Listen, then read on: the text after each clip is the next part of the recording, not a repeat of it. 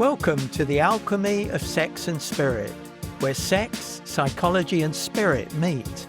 In this special series, I want to take you into a world that very few people ever see or properly understand, the world of surrogate partner therapy. And for the first time, anywhere in the world, I'm making professional training in this highly specialized role available completely free of charge. Many years ago, when I was first beginning this work, I had a dream. It was one of those dreams that doesn't disappear when you wake up. It remained with me. In the dream, I saw every intimate couple, every young person taking their first steps in the discovery of their sexual self, and every sex worker in the world developing the qualities that a true surrogate partner embodies: awareness, sensitivity, confidence, authenticity, and the ability to meet another human being without fear or judgment. It was perhaps an impossible dream, but it's never entirely left me. And now, having reached this stage of my life, I feel a responsibility to pass on as much of what I've learned as I possibly can, to preserve the knowledge, the philosophy, and the practices at the heart of this great work, and to place them into the hands of a new generation. My hope is that the training will continue beyond me, and that perhaps one day, beyond my own lifetime, something of that dream may finally be realized. Sexual surrogate partner therapy is a structured therapeutic process for people who experience fear of intimacy, lack sexual confidence, sexual inexperience, performance anxiety, or suffer from sexual dysfunctions. It's not casual intimacy. It's not recreational sex or sex work presented under a therapeutic title. That's not a judgment on sex work. It's simply an acknowledgement that the purpose, the structure, and the professional responsibilities are different. At the heart of true surrogate partner therapy is a professional collaboration between three people: the client, the surrogate partner, and the supervising therapist. This is known as the therapeutic triad. The therapist provides clinical direction and helps the client make sense of the feelings, beliefs, and defenses that emerge. The surrogate partner works directly with the client through experiential intimacy. The client isn't simply receiving a service, he's experiencing, he's learning, he's practicing. This work is authentic. The feelings are authentic, and therefore the intimacy is authentic. But everything takes place inside a professional structure and for a clearly defined therapeutic outcome. Sexual surrogate partner therapy has a history, a lineage, and that history deserves to be remembered, respected, and honored. Surrogate partner therapy arose from a very specific and scientific recognition that some sexual and relational difficulties can't be resolved through talk therapy alone. Talk therapy can be invaluable. It can help a person understand why they're anxious. It can help a client understand the beliefs they've formed about themselves. But there's often a catch-22 between understanding intimacy in the mind and being able to experience intimacy in the body. A man may be highly successful in his profession or career.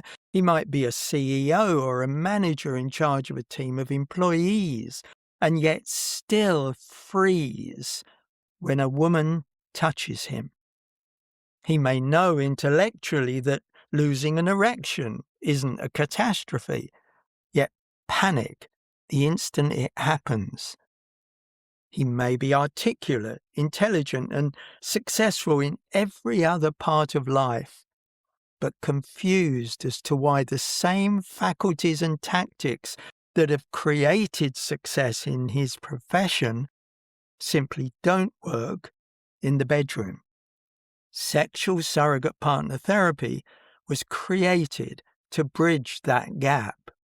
It provides a safe, structured, and professionally supported direct experience of real intimacy.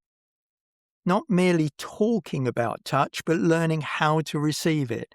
Not merely analyzing vulnerability, but discovering how it feels to remain present when another person comes close. This professional triad belongs to an important lineage. The foundations of surrogate partner therapy were laid in the United States in the late 1950s by pioneering sex researchers William Masters and Virginia Johnson, whose work was brought to international attention through the publication of the gold standard sex therapy book, Human Sexual Inadequacy, in 1970. In Britain, the approach was pioneered during the 1960s by Dr. Martin Cole through the Institute for Sex Education and Research in Birmingham. Then, in 1973, the International Professional Surrogates Association, IPSA, in the United States, developed professional training, ethical standards, and support for surrogate partners and collaborating therapists. The School of ICASA was established in Great Britain in 1994 and has continued this lineage for more than 30 years, becoming the only UK centre specialising specifically in sexual surrogate partner therapy.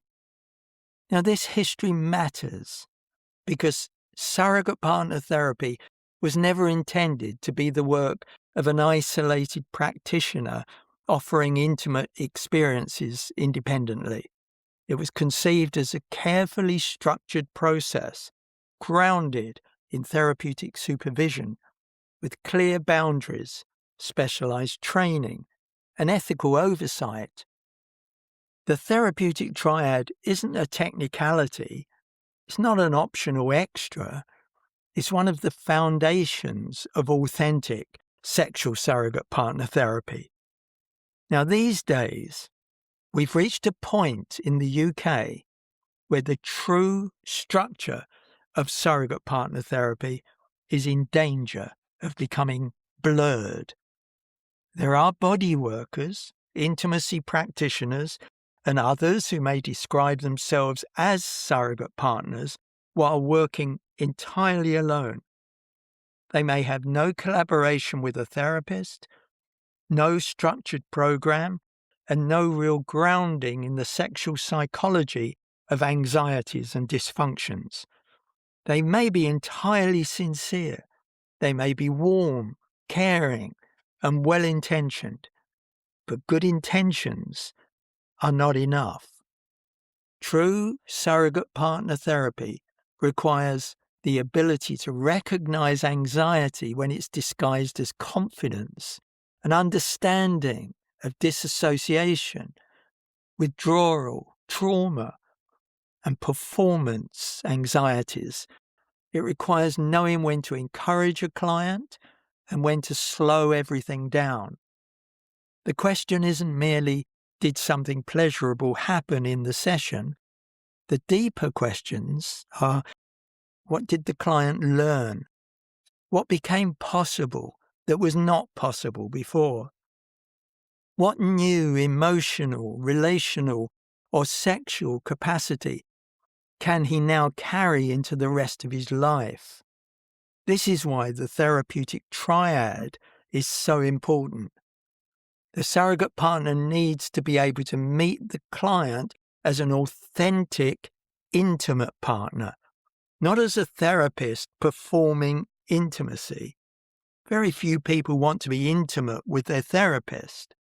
At the same time, the surrogate partner shouldn't be expected to become the client's therapist. Once she's shared intimate contact with the client, her perspective may inevitably be shaped by the personal relationship developing between them. She may become too close to the situation to see clearly the underlying psychological patterns, the anxieties and causal factors that are emerging.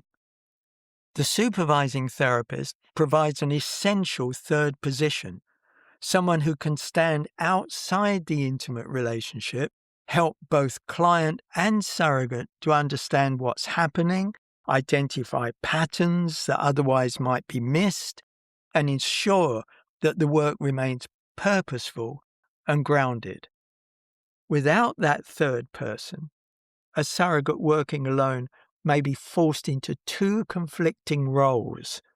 She must try to be an authentic, intimate partner while simultaneously analyzing, interpreting, and managing the client as a therapist. It's extremely difficult, if not impossible, to inhabit both roles at the same time. The triad also provides protection. Intimate work can evoke powerful emotions: dependency, idealization, fear of abandonment, and excessive attachment. These responses are not necessarily signs that the work has gone wrong. They may be important therapeutic material, but they need to be recognized, understood, and held within an appropriate professional structure. A surrogate operating alone may carry an unreasonable level of emotional responsibility and may have no experienced colleague to assess whether boundaries are becoming blurred, whether attachment is intensifying, or whether the client's needs have moved beyond what she can safely provide. The purpose of the triad isn't bureaucracy or unnecessary supervision. It's what allows each person to remain authentic within their proper role. Without this triad, what's being offered isn't true surrogate partner therapy. It may or may not be helpful, but it shouldn't be called sexual surrogate partner therapy. I've used, developed, and taught this model for more than 30 years. During that time, I've worked with many hundreds of people, particularly men who have spent years and sometimes decades feeling sexually anxious, ashamed, or defective. Some believed they would never be able to relax with a partner. Some avoided relationships for most of their adult life. Others could begin a relationship but found that anxiety repeatedly destroyed the very intimacy they most longed for. I've seen people discover they weren't lacking sexuality at all. It was there. It's simply been imprisoned behind anxiety. Everybody should be able to enjoy their sexuality without unnecessary fear, shame, or performance pressure. So let me be completely clear. There's no hidden catch behind making this training free. I'm offering it freely because I don't want experience in this precious work that I've accumulated over more than 30 years to become lost in the mists of time. I want the philosophy, the structure, and the essential spirit of this work to remain available to those who approach it sincerely and responsibly. Of course, simply listening to this podcast series doesn't directly qualify anyone to practice professionally. Professional practice requires personal suitability, ethical maturity, experiential learning, supervised training, and assessment. But knowledge itself can be shared. The map can be made available. And that's what I'm doing here. My hope is that this series will help preserve what's most valuable in sexual surrogate partner therapy while allowing it to evolve responsibly for a new generation. The training is organized into 10 steps or stages.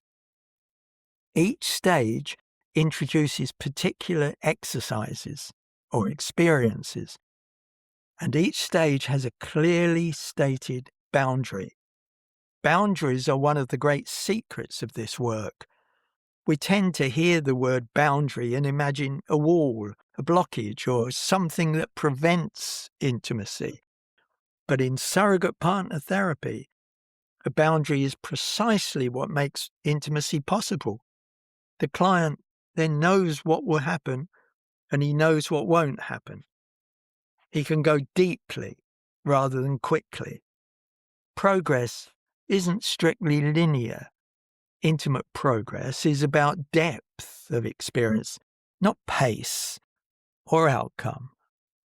To help you consider whether this work might be right for you, I've written a free introductory e-booklet called Could You Become a Sexual Surrogate Partner?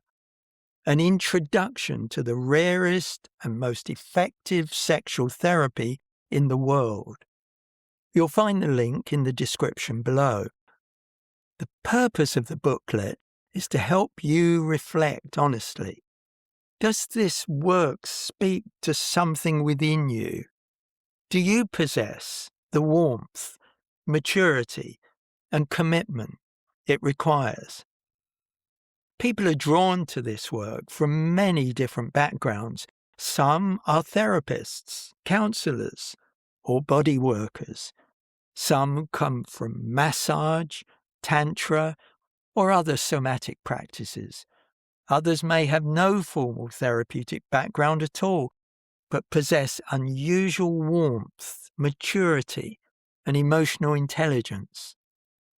Being comfortable with sexuality is important, but in itself is not enough.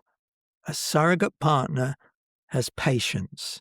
She understands that something which appears simple to her may represent an enormous challenge for the client. She has the capacity to hold his anxiety without becoming anxious herself. She's able to stay present when he withdraws, freezes, or feels ashamed. And she's able to bring the relationship to an end when the work's complete. Across this series, we'll explore the 10 steps which a woman or a man takes to become a surrogate partner. But I won't simply describe what happens. I'll explain why it happens. Why this exercise? Why this boundary? Why now? What's the client learning? What's the surrogate partner needing to watch for? And I'll return consistently to one central truth. The purpose of sexual surrogate partner therapy isn't sexual performance. It's the capacity to feel, the capacity to communicate, to receive, the capacity to respond, and the capacity to initiate. That's the work, and that's where our journey begins. I hope you've enjoyed this episode. Don't forget to download the free e-booklet, Could You Become a Surrogate Partner? You'll find the link below. And until next time, take these words from Barbara Roberts away with you. She said, "Sexuality is at the heart of it, but sex is the least of it." I'm David Brown, and this is The Alchemy of Sex and Spirit.